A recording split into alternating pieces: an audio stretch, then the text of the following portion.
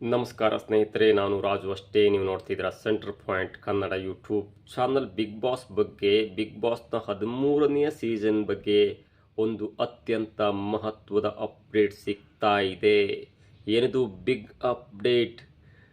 Big ಬಾಸ್ನ ಅಗ್ನಿ ಪರೀಕ್ಷೆಯ final ರೌಂಡ್ಗೆ ಎಷ್ಟು ಜನ ಆಯ್ಕೆಯಾಗಿದ್ದಾರೆ, ಈ ಫೈನಲ್ ರೌಂಡ್ನಲ್ಲಿ ಆಯ್ಕೆಯಾದಂಥ ಸ್ಪರ್ಧಿಗಳು ಬಿಗ್ ಬಾಸ್ನ ಮುಖ್ಯ ಸೀಸನ್ಗೆ ಎಷ್ಟು ಜನ ಹೋಗ್ತಾರೆ, ಇವೆಲ್ಲವನ್ನು ನೋಡೋಣ. ಅದಕ್ಕಿಂತ ಮೊದಲು ಇಲ್ಲಿ ತನಕ ನಮ್ಮ ಚಾನಲ್ನ ಸಬ್ಸ್ಕ್ರೈಬ್ ಮಾಡಿಲ್ಲ ಅಂದರೆ ಈಗಲೇ ಸಬ್ಸ್ಕ್ರೈಬ್ ಮಾಡಿ, ಜೊತೆಗೆ ಕಾಮೆಂಟ್ಗಳ ಮುಖಾಂತರ ತಮ್ಮ ಅಭಿಪ್ರಾಯವನ್ನು ತಿಳಿಸಬಹುದು. ವೀಕ್ಷಕರೇ, ನೇರವಾಗಿ ಅಪ್ಡೇಟನ್ನು ಕೊಟ್ಬಿಡ್ತೇನೆ.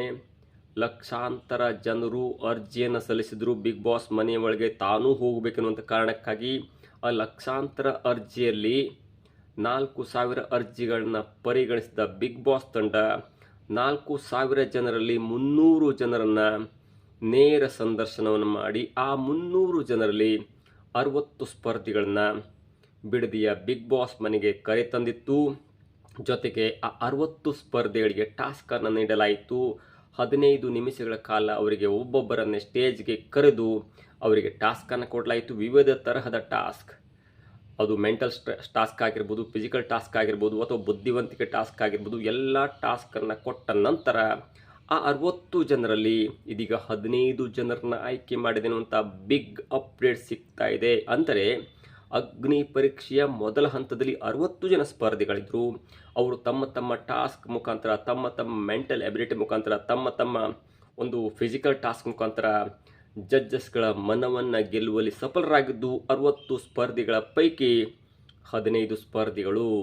ಈ 15 ಸ್ಪರ್ಧಿಗಳ ಪೈಕಿ ಯಾರು ಮುಖ್ಯ ಸೀಸನ್ಗೆ ಆಯ್ಕೆ ಆಗ್ತಾರೆ, ಎಷ್ಟು ಜನ ಆಯ್ಕೆ ಆಗ್ತಾರೆ ಅನ್ನುವಂಥ ಅಪ್ಡೇಟ್ ಕೂಡ ಸಿಗ್ತಾ ಇದೆ. ಅದು ಈ 15 ಸ್ಪರ್ಧಿಗಳ ಪೈಕಿ ಕೇವಲ 4ರಿಂದ 5 ಸ್ಪರ್ಧಿಗಳು ಮಾತ್ರ ಬಿಗ್ ಬಾಸ್ನ ಮುಖ್ಯ ಘಟಕಕ್ಕೆ ಹೋಗ್ತಾರೆ. ನೀವು ಈಗಾಗಲೇ ಗಮನಿಸಿರಬಹುದು, 60 ಸ್ಪರ್ಧಿಗಳ ಪ್ರೋಮೋ 2 ಹಂತದಲ್ಲಿ ಬಂದಿದೆ.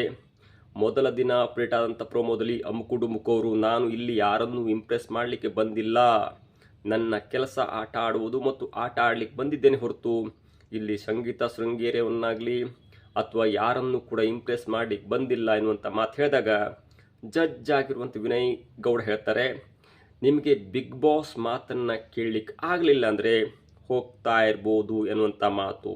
ಅದಾದ ನಂತರ ಮೈಕನ್ನು ಕಿತ್ತೆಸೆದು ಅಮ್ಕು ಡುಮ್ಕು ಎನ್ನುವಂಥ ಅರ್ಹತಾ ಸುತ್ತಿನ ಸ್ಪರ್ಧಿ ಹೋಗ್ತಾ ಇರ್ತಾರೆ.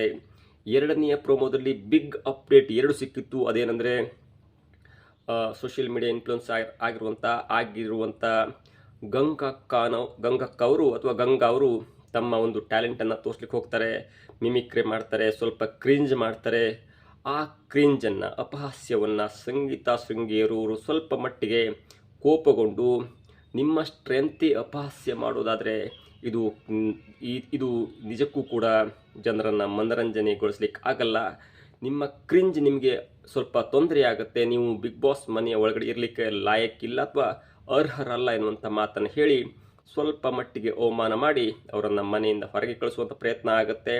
ಜೊತೆಗೆ ಮಿಸ್ ಇಂಡಿಯಾ ಸುಂದರಿ ಒಬ್ಬರು ಬಂದು ಕೂಡ ಜಡ್ಜಸ್ ಬಗ್ಗೆ ನೀವು ವೈಯಕ್ತಿಕವಾಗಿ ಅಭಿಪ್ರಾಯವನ್ನು ತಿಳಿಸಬೇಕು, ಅದು ಕೂಡ ಟಾಸ್ಕ್ ಅಂದಾಗ ರೊಚ್ಚಿಗೆದ್ದಂಥ ಒಬ್ಬ ಸ್ಪರ್ಧಿ ಕೂಡ ವಿನಯ್ ಗೌಡ ಅವರ ಫೋಟೋವನ್ನು ಸುಟ್ಟಾಕಿ ಇವರು ಬಿಗ್ ಬಾಸ್ ಮನೆಯ ಒಳಗಡೆ ಜಡ್ಜಸ್ ಆಗಿರಲಿಕ್ಕೆ ಲಾಯಕ್ಕಿಲ್ಲ ಎನ್ನುವಂಥ ಮಾತನ್ನು ಹೇಳ್ತಾರೆ. ಒಟ್ಟಾರೆಯಾಗಿ ಈ ಬಿಗ್ ಬಾಸ್ ಪ್ರೋಮೋ ಒಂಥರ ಅಪ್ ಆ್ಯಂಡ್ ಡೌನ್ಸ್ ಇತ್ತು, ಸ್ವಲ್ಪ ಹೈಪ್ ಕ್ರಿಯೇಟ್ ಮಾಡ್ತಿತ್ತು.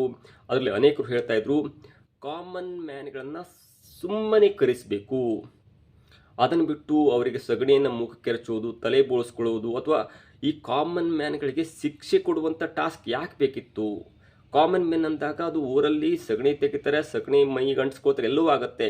ಅದನ್ನು ಬಿಟ್ಟು ಬಿಗ್ ಬಾಸ್ ಸ್ಟೇಜ್ ಒಳಗಡೆ ಬಂದುಕೊಂಡು ಸಗಣಿಯನ್ನು ಮುಖಕ್ಕೆ ಮೆತ್ತಿಸಿಕೊಳ್ಳುವಂಥ ಟಾಸ್ಕ್ ಯಾಕೆ ಬೇಕಿತ್ತು? ಇದು ಕಾಮನ್ ಮ್ಯಾನ್ಗೆ ಮಾಡಿರುವಂಥ ಒಂದು ಅವಮಾನ. ಕಾಮನ್ ಮ್ಯಾನ್ಗೆ ಅವಮಾನ ಮಾಡಿ ಟಾಸ್ಕನ್ನು ಕೊಟ್ಟು ನೀವು ಸೆಲೆಕ್ಟ್ ಮಾಡ್ತೀರಿ ಅಂದರೆ ಸೆಲೆಬ್ರಿಟಿಗಳಿಗೆ ನೀವು ರೆಡ್ ಕಾರ್ಪೆಟ್ ಹಾಸಿಗೆಯನ್ನು ಹಾಕಿ ಅವರನ್ನು ವೆಲ್ಕಮ್ ಮಾಡುವಂಥ ಅಗತ್ಯತೆ ಏನಿದೆ? ಎಲ್ಲರಿಗೂ ಕೂಡ ನೀವು ಟಾಸ್ಕ್ ಕೊಟ್ಟು ಆಯ್ಕೆ ಮಾಡಿ. ಇಲ್ಲ ಅಂದರೆ ಕಾಮನ್ ಮ್ಯಾನ್ಗಳನ್ನು ಕರೆಸಬೇಡಿ.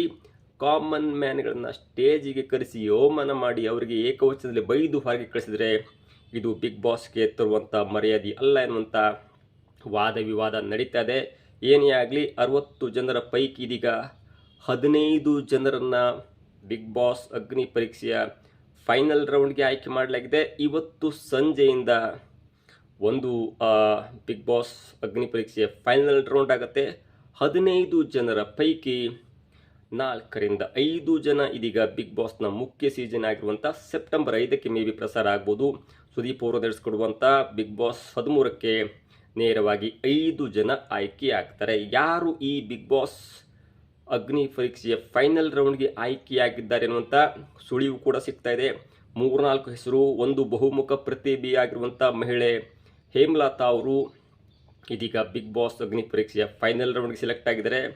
ಮಿಸ್ ಇಂಡಿಯಾ ಅರ್ತ್ ಅವರು ಕೂಡ ಸೆಲೆಕ್ಟ್ ಆಗಿದ್ದಾರೆ. ಜೊತೆಗೆ ತನ್ನ ಒಂದು ಗಿನ್ನಿಸ್ ರೆಕಾರ್ಡನ್ನು ಹರಿದು ಹಾಕಿದಂಥ ಬಿಗ್ ಬಾಸ್ನ ಒಂದು ಮಾನದಂಡಕ್ಕೆ ಒಪ್ಪಿ ಬಿಗ್ ಬಾಸ್ನ ಟಾಸ್ಕ್ಗೆ ಒಪ್ಪಿ ತನ್ನ ಗಿನ್ನಿಸ್ ರೆಕಾರ್ಡ್ನ ಒಂದು ಸರ್ಟಿಫಿಕೇಟನ್ನು ಹರಿದಾಕಿದಂಥ ವ್ಯಕ್ತಿ ಕೂಡ ಬಿಗ್ ಬಾಸ್ನ ಫೈನಲ್ ರೌಂಡ್ಗೆ ಆಯ್ಕೆಯಾಗಿದ್ದಾರೆ. ಅಂದರೆ ಅಗ್ನಿ ಪರೀಕ್ಷೆಯ ಫೈನಲ್ ರೌಂಡ್ಗೆ ಆಯ್ಕೆಯಾಗಿದ್ದಾರೆ. ಜೊತೆಗೆ ಬಿಗ್ ಬಾಸ್ ಹೇಳಿದಂತೆ ತಲೆ ಬೋಳಿಸಿಕೊಂಡಂಥ ವ್ಯಕ್ತಿ ಕೂಡ ಇದೀಗ ಬಿಗ್ ಬಾಸ್ನ ಫೈನಲ್ ರೌಂಡ್ಗೆ ಆಯ್ಕೆಯಾಗಿದ್ದಾರೆ. ಒಂದು ಮಾಹಿತಿ ಪ್ರಕಾರ ಅಂಕು ಡೊಂಕು ಅವರನ್ನು ಕೂಡ ವೇಟಿಂಗ್ ಲಿಸ್ಟ್ನಲ್ಲಿ ಇಡಲಾಗಿದೆ ಅನ್ನುವಂಥ ಮಾತು. ನೋಡಬೇಕು ಯಾರ್ಯಾರಿಗೆ ಮತ್ತೆ ಕಾಲ್ ಹೋಗಿದೆ ಅನ್ನೋದು. ಇವತ್ತು ಸಂಜೆ 15 ಜನರ ಒಂದು ಅಗ್ನಿ ಪರೀಕ್ಷೆ ನಡೆಯುತ್ತೆ.